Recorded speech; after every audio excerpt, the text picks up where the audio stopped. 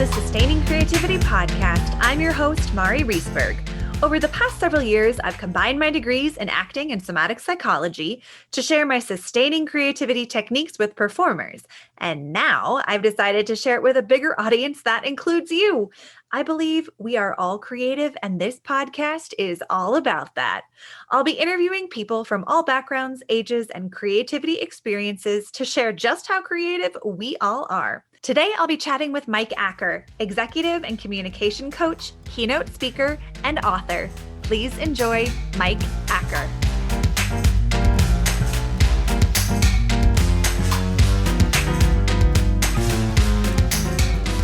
Welcome to the Sustaining Creativity Podcast. I am here today with Mike Acker. He is an author, a coach, and a keynote speaker. Welcome to the podcast. Mari, thank you so much for having me. I'm excited to talk about creativity with your audience. Awesome. I am so excited to have you here to talk about creativity. Before we dive into all of the fancy questions, if you would just take a couple minutes and let our listeners know a little bit more about who you are and what you do.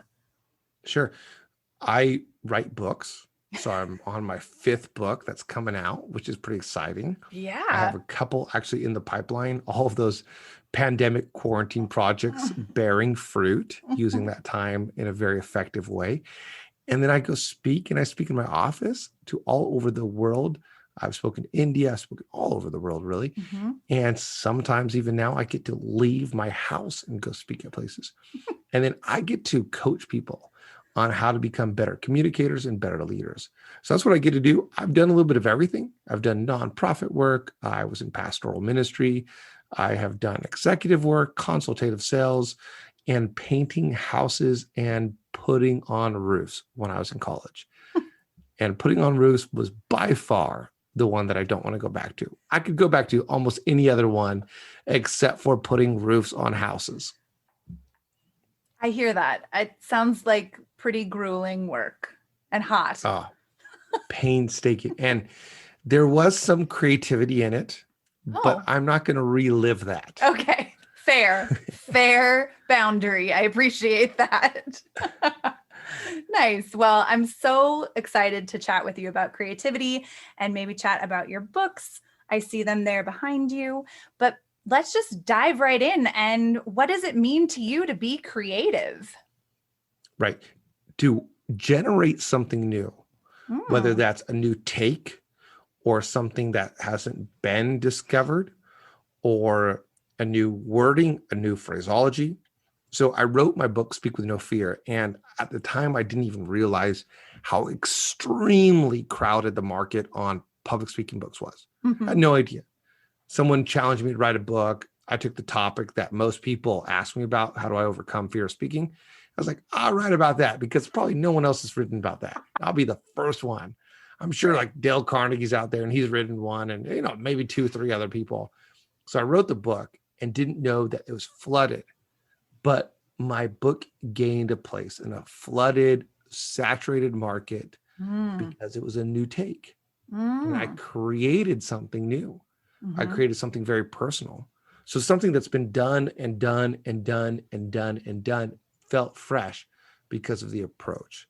So sometimes it's something that's brand new. You truly find a new market. You generate a new word. When the idea of synergize came out, it's like, oh, synergize. Or when the idea of emotional intelligence came out in the 70s, it's like emotional intelligence. Yeah. Now those words are well used, but now it's all about coming up with new takes on it. Mm-hmm. So sometimes it's discovering the new penicillin, the new whatever. Mm-hmm. But other times it's taking a new take on that. And creativity is generating. It's generative. It's originating from us. And it can be in words. It can be in product. It can be in business. It can be in personal. It could be making a new life. I mean, it's so interesting that humanity, every single person is creative or has the creative potential, because the ability to produce life. Yeah. My wife and I have a son, and this is amazing that we've created something, and it just incredible. So what does it mean to be creative? To generate something new. Nice. I love it. And I love that idea, you know, also that we're always generating. You know, I think Mhm. oftentimes people think, oh, I have no creative ideas whatsoever. And yet we're constantly generating creativity and ideas and doing things in our life, whether we're paying attention to it or not. It's very true. It's happening all the time. Some of the most generative, creative conversations or creative environments are just that, those conversations Mm-hmm. where the bouncing of ideas happen back and forth, back and forth. And then when there's a good connection and communication, something comes out of it. Yeah. No, I love it. I love talking to people. I think that's partly why I'm a therapist. You know? I love hearing people's stories and supporting them to make changes in their life. And there's so much creativity that goes into that too. So I feel like we Absolutely. have a similar experience in that, supporting people through creativity, whether we highlight that focus or not. But yeah, nice. And when you are working with people, I imagine working with clients or even speaking or just living life, we come across challenges in our life. No one is immune to not experiencing challenges. How do you face creative challenges when they arise? I think a lot of people, when they see a challenge, there's either that fight or flight that Mm-hmm. comes up. Just run away from it. I can't do it, or fight against it and get frustrated and get irritated. And really, when I look at it, because I'm constantly having to create, and so I have a couple different companies, a couple different brands, a couple different things. I'm creating new content. I'm writing. I blog. I do videos. I create courses. So I'm constantly creating, and that creative challenge hits me all the time. And there Mm-hmm. are times where I just want to flee. Yeah. And just like, you know what? It's not worth it. I'll get up and do it a different day. And there's other times when I fight and I get this kind of aggravated and just I can't believe and this is stupid. And what I have learned over the course of time is that they're going to come, like you said, they're going to come. And there's two things that I can do.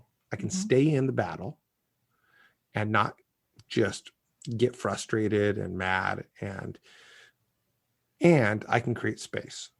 So in fact, just this morning, I told my wife, I was like, I really need a whiteboard or pen and paper for water for the shower, because I take ridiculously long showers and they're not like really hot or anything. I just stay in there, I turn around and my mind's thinking and I'm creating. It's just all this white space. Mm-hmm. And the more white space we have, the more Mm-hmm. we can create.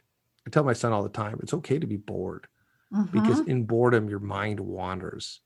So I sat out on the porch earlier today and I just was looking out and didn't have anything going on, wasn't busy. I was just thinking. Or when I'm late at night and I can't sleep, sometimes I'll get up and I'll just come to the office because my mind has just been thinking and thinking.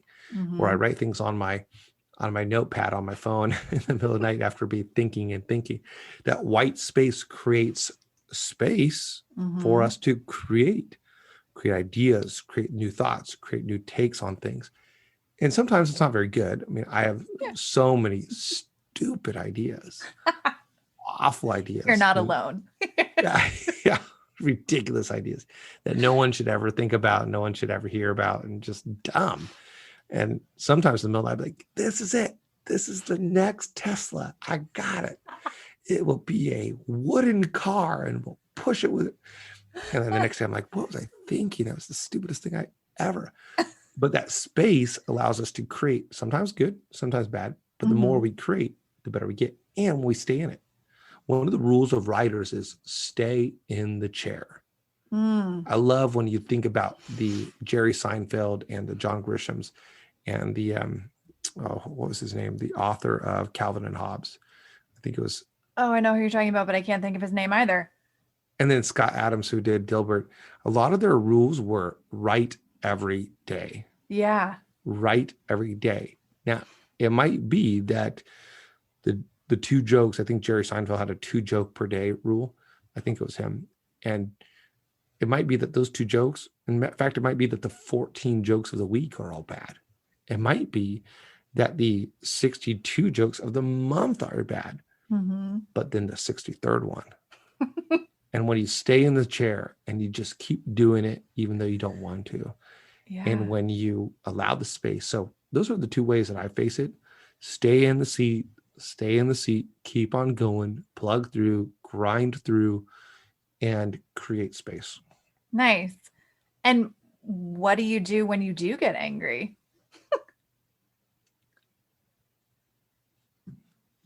Lost you. Oh, no worries. Let's see. Can you hear me again? Okay, I can hear you now. Okay. There's an edit for you. Sweet. I'm going to stop saying don't edit because Don't edit me, please. as soon as that is said, apparently that's when we edit things.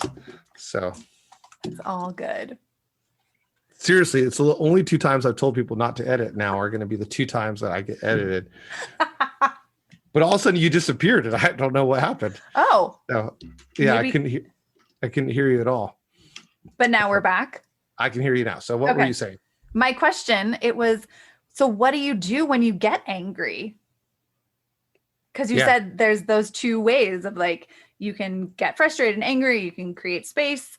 And how do you navigate it when you do get angry? Yeah, sometimes I'll switch what I'm working on and just go, okay, if this is aggravating me right here, it's like that moment when sometimes if you're with someone, you get a fight with someone, it's just like, I just need this pause and then mutually agree to back up from this conversation, let everything cool down, get a different take. Or when I used to work in a very stressful job, I would go to the gym.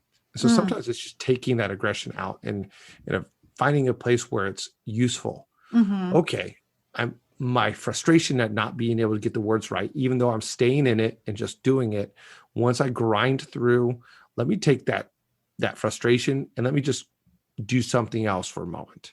There's other aspects of what I can do that could use more of that frustration to fuel the creativity or fuel the work. Yeah. And so sometimes I still stay in it, but then I'll take a pause afterwards and I'll turn it into something else. Nice. I did that the other day. It was pouring rain here and I had to get outside and I put on my rain boots and went and jumped in puddles because I was having such an aggravating moment at the end of my workday. Yeah. And it was awesome. Yeah. Sometimes you just got to do something like that. And like I write about one of the strategies to overcome fear is channel the energy. Because when you have a fear of speaking, when you're a nervous speaker, when you have anxiety in speaking, really on the flip side of that is energy. And so if you have this nervousness and you take it and you instead say, you know what, I'm just going to channel it into power. And I know that we can do that because we can do it with working out. If we're frustrated, we're mad, and we go to the gym, now we can fuel that anger, or use that anger to fuel our workout, to fuel what we do. So finding good places to channel, taking the right types of energy and doing that. I map out my day when I get up in the morning, I map it out. But I also have times where if right now I feel like doing something and it's not going to be way off and it's actually sort of on my list of things to do, if I feel like doing it, so I have an energy going towards it and there's room with the flexibility within my schedule, I'll shift. So that's what I did yesterday. I felt like doing something that was on my larger list of things to do that I normally wouldn't feel like doing. I wouldn't have the energy for it. And so I redirected it. Nice. I love when that happens. A little like surprise gift, surprise gift to go do something. Right. And then today I just had to force myself to sit in a chair and finish a task that needed to be done. So sometimes you do some things this way and it flows well. And other times you discipline yourself. Yeah. Give yourself a little more structure and some boundaries that you have to work within. Nice. Yeah. I love it. Yeah. There's a flexibility to it. Yeah. I mean, so important. I feel like creativity, there is so much flexibility in it. And yet it really thrives when you give it some structure and some parameters to be flexible within. Right. Absolutely. Awesome. Yeah. When you work with community, I imagine, I mean, just hearing you talk about writing books and coaching and speaking, I have this image that you have this immense, huge community, but I'm curious, How does your community impact or influence your creativity? So some of the best ideas that I have are when I'm in that community, and then I'll be like, what was that? Hold on. And I'll just pause. Like I do this once a month group coaching time, and now I record it, but I didn't used to record it. And so I'd be going and I'd say something. I'd be like, that was gold. Hold on just 1 second. Let me write this down. This is going to show up in a book somewhere. So just hold on. Okay. I'm talking, type. Yeah. And everybody's just like, all right, Mike's in a moment right here. And other times I'll like, at different times I've had assistants or something, and I'd say, hey, Jay, write that down. Like that was really good right there. And so that community allows that. Well, there's a couple ways that helps. It allows the brainstorm. So they provide the right impetus for us to come up with an idea. So that's one. Other times it's collaborative. When we're talking, we create something together. So sometimes they say something that allows me to create something. Other times we create something together. I was sitting at the beginning of quarantine, right before everything locked down, and we're in downtown Bellevue, right across from Seattle. And I'm sitting there with a friend, Steve Gutzler, and we're talking about, hey, it looks like some of our events got canceled, and look at this and this, look at this. And we're still in person, no mask, no nothing, right? And then all of a sudden we had this idea, and we were at the end of our time having coffee, and then we stayed there for 3 more hours and we collaborated. We came up with an outline for a book that is now Lead with No Fear. And so that collaborative. So sometimes they are giving us the impetus for us to have an idea. Sometimes it's collaboration. And sometimes there's criticism. Like you launch an idea and you think it's great, and someone says, no, that's not great. This happened with my wife recently.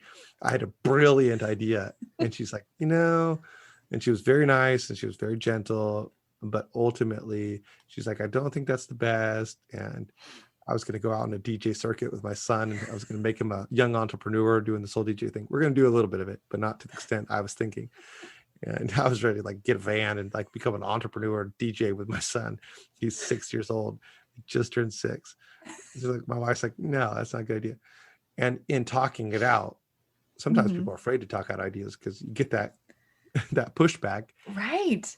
And you realize afterwards, like, yeah, that was dumb. Or maybe it was just a little too early. Like 6 is just a little too early. Yeah. I feel like I've had a few of those ideas where people are like, yeah. Ooh, that's great. That's great. And sometimes they let me keep on going. And then later on, I'm like, oh my gosh, I can't believe that. Yeah. But I think you're correct in saying, it's really helpful to have people who challenge your ideas, because it makes us create ideas differently or think about our ideas through a different lens. And so having people that we trust, that we can take our ideas to, who can give us that feedback of like, I don't know about that one. Maybe rework it. Right. That the ability or the chance to fail. When you talked about what does it mean to be creative, how can you become creative? Yes, absolutely. Sitting in the chair, absolutely blank space. But I would add another one, allowing yourself the freedom to fail. I was 19 years old and I was volunteering for a church youth group. And I had this idea with somebody else, another like 19-year-old. And we went to the seasoned 30-something-year-old that was overseeing everything. And he was he knew what he was doing. He was very sharp, good businessman as well. And we bring this idea to him and we're like, we got an idea that we can make like $30,000 for a mission trip or something that we were doing as a youth group. And no, we got this idea, and he's like, oh, great, let's hear it. And so he's just letting us talk. And it was the stupidest. It was. What was it? It was a spaghetti feed. Oh, okay. We're going to make $30,000 from a spaghetti feed. And not only was that a spaghetti feed, but he and I were going to do a play together. It was just going to be 2 of us. And we were going to get like the whole community together to watch him and I love do a play and get a spaghetti feed. And in retrospect, I think he must have just been gone, well, that's dumb. That's stupid. There's no way that would work. But to his credit, he didn't challenge. So sometimes you need the challenge. Mm-hmm. Because if my wife hadn't challenged me, I probably would have gone and bought a van. And then I would have been like 3 months later going, this is stupid. What am I doing? But other times it just fizzles out. And Yeah. thankfully, he didn't challenge, so he didn't crush us. Oh.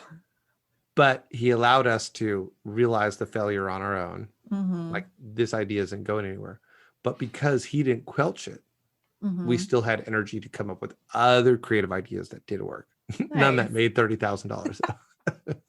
But I love the like energy and optimism that we have in potentially maybe more so when we're younger, but why can't we continue to have it as we get older? I think that's something we lose, that ability to be optimistic and yeah, we're going to make $30,000 from a spaghetti feed and a two-man play.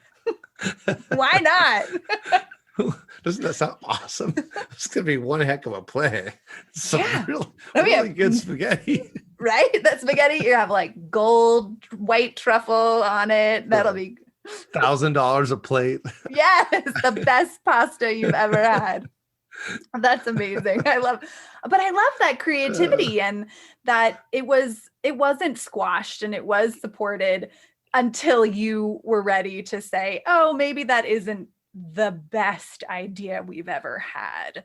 And you have the dignity to say like, okay, we're going to shut that idea down instead of having someone else do it.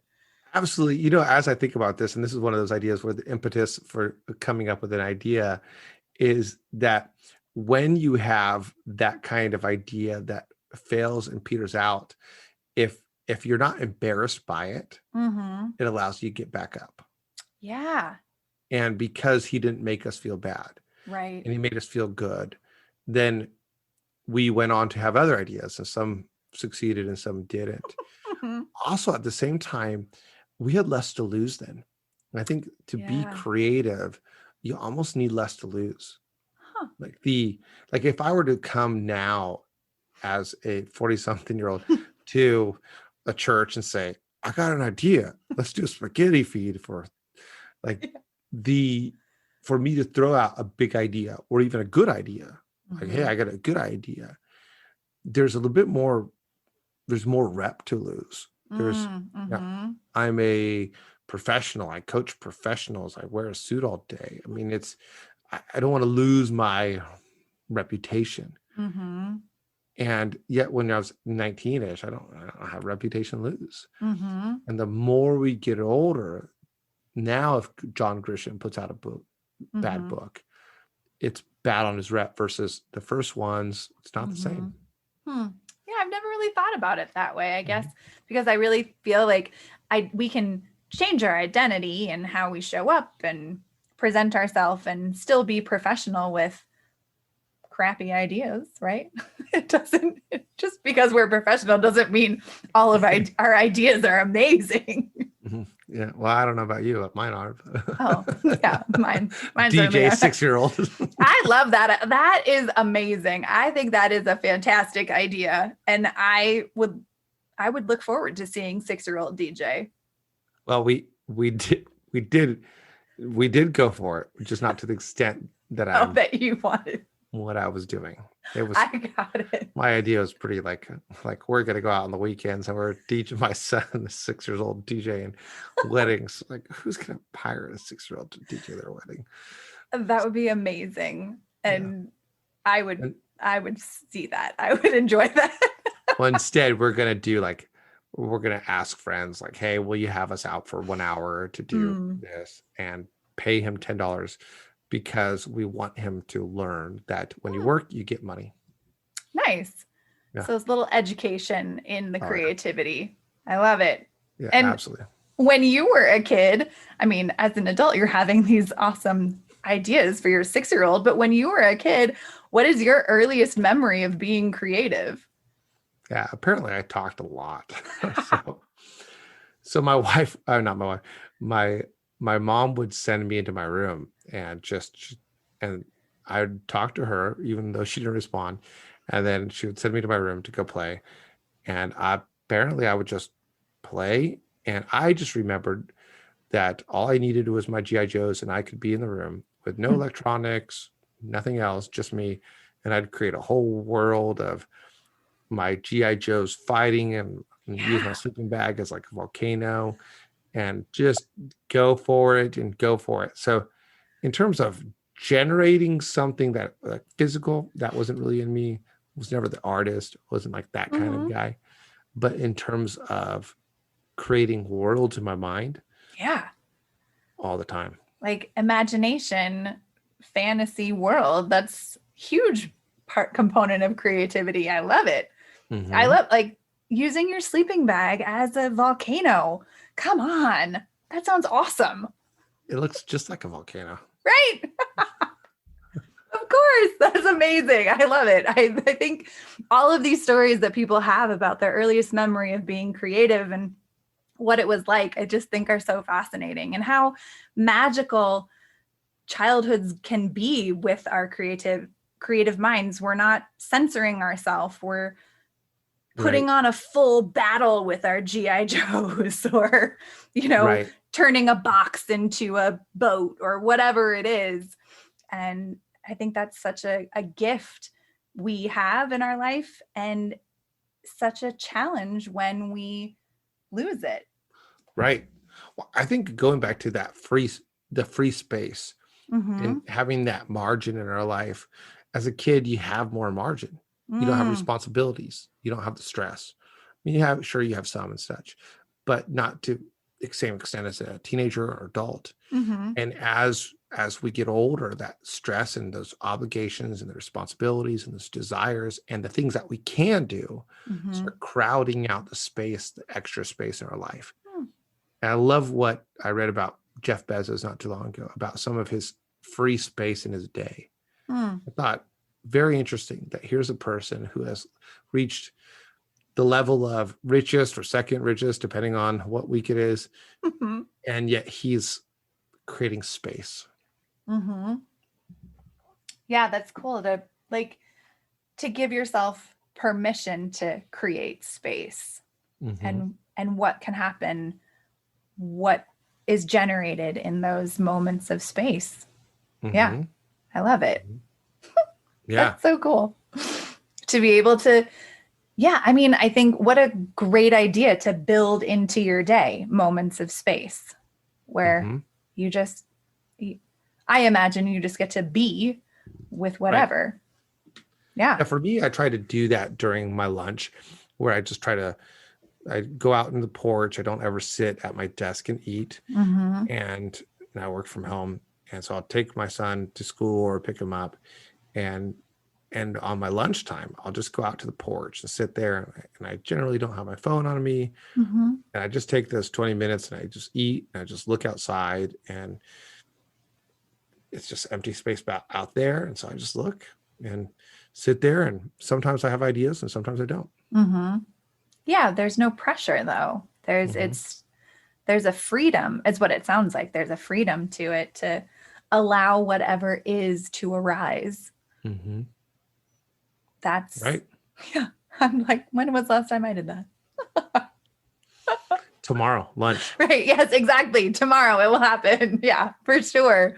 Well, being that we encounter all sorts of challenges or issues in our day-to-day life, what are some of the everyday issues that you have had to use creativity to solve? Yeah. The everyday issues that I typically face are time. Like I get shorter days right now because I typically get to pick up my son. And so that's a challenge, but all of us have that challenge. We have that. The pandemic definitely created new challenges for everybody. I was on the road all the time. Now I'm not on the road. Yeah. So now I have to create to solve the problem of being homebound. I have to create to solve the problem of limited space. And so one of the things I created was, okay, instead of going out, have people come to me. And I always use Zoom, but now so I'm well equipped in it, but now I'm going to teach other people how to use Zoom. And so using that creativity, generating new ideas, new takes, new thoughts on that, new books on all these topics, And then also just new rhythms, new ways of doing work, where before I had a certain way of doing it. Now I'm going to shift it so that I do it this way. Mm-hmm. And so that creativity has helped me overcome those time constraints Mm-hmm. and travel constraints, as well as I'm sure many, many others. Yeah. Nice. I know. I think about there's so many things that I don't even think about that Mm-hmm. I am doing, or, everyday issues that I'm navigating creatively, so. Yeah. Well, I one time was needing to open a bottle of wine, and my wife and I were doing a remodel project. Mm-hmm. And when I say remodel project, it's one of those ideas that really should have been challenged and should have been stopped before I was allowed to buy it. But anyway, we were living in an RV next to the house we were remodeling, and we had sold our other house. Well, we were brand new to this, and we bought a bottle of wine and didn't have a wine opener. So the creativity was, okay, how do you open a bottle of wine with no wine opener? Mm-hmm. So I took a screw, because I had lots of those from the house that I was sort of remodeling, and I screwed it in to the cork, and then I grabbed pliers and I pulled hard on the screw. And it worked amazingly. Yeah. Fantastic. I love the everyday creativity that we don't acknowledge in the moment, but really, really creative. Right. Yeah. Right. I love it. Well, when you work with people who don't feel like they're creative, how would you encourage others to find creativity in their life? Yeah. Same as confidence. A lot of people are like, I'm not confident. I'm not confident. And a lot of that is, first of all, stop doing what you're doing. Catch what you're doing, and then stop doing it. And so it's just like if we were on video right now, we're just doing the audio, but you and I can see each other. Mm-hmm. And if I was off to the side over here and my face is off screen and I don't realize it, well, then I'm not going to change it. But the moment I realize that I'm doing something that's preventing us from communicating, then I could say, oh, Mari, I'm sorry, I didn't realize I was off screen. Let me come in close. But the awareness allows me to change. So first of all, be aware of what you're doing. You're limiting yourself by limiting yourself. Mm-hmm. You're saying, I'm not creative, therefore you aren't being creative. You're saying, I can't be confident, therefore you're not confident. Mm-hmm. And it's like the person who's just absolutely stuck in their mind. Yeah. I can't do it. I can't do it. I can't do it. I can't. And I love what was it, Mark Twain? It's Henry Ford. Whether you think you can or cannot, you are right. Mm-hmm. So people are saying, I can't be creative. I'm not creative. So I would say, first, be aware of all the times you're thinking about that. Mm-hmm. Be aware of all that, and then stop it. Like Roger Bannister was the first person to beat the 5-minute mile. And up until that point in time, they thought that was humanly impossible to do. Mm-hmm. Humanly impossible.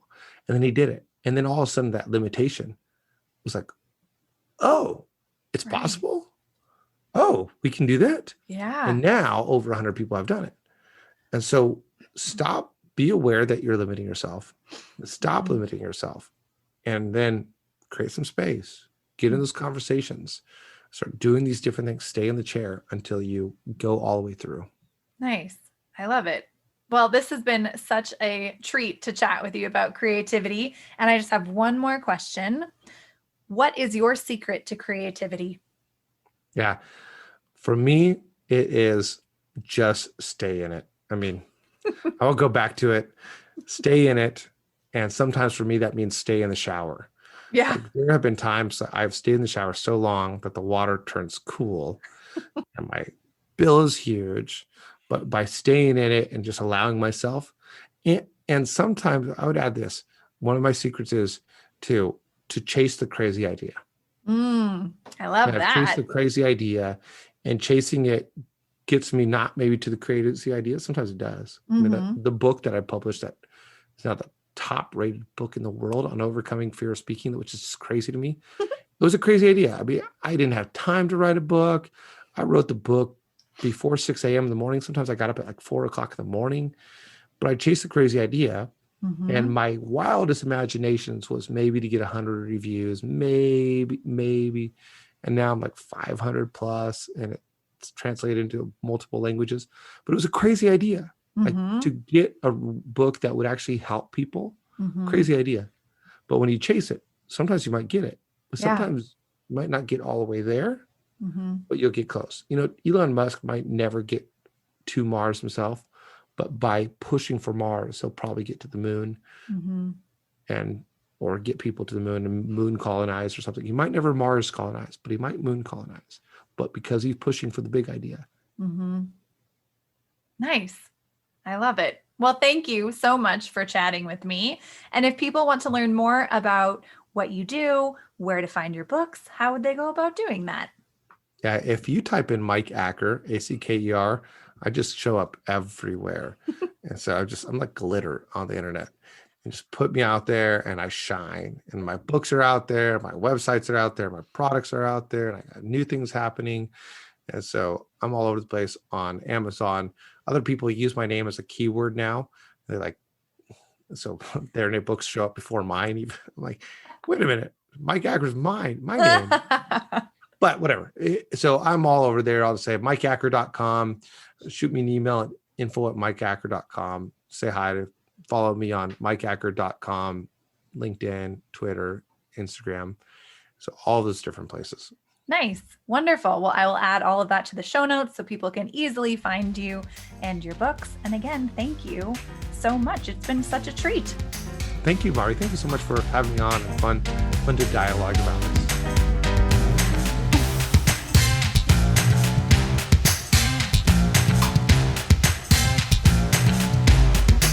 Thanks for listening to the Sustaining Creativity Podcast. We'd love to keep in touch, so follow us on Facebook and Instagram. We are at Sustaining Creativity. Make sure to subscribe to the podcast wherever you listen to podcasts. Tag your friends and family so they can listen too. We love to hear from you, so leave your reviews, comments, and questions. Check out our website, sustainingcreativity.com, for upcoming offerings and creativity coaching. Tune in Tuesdays for our next episode. And remember, with creativity, anything's possible.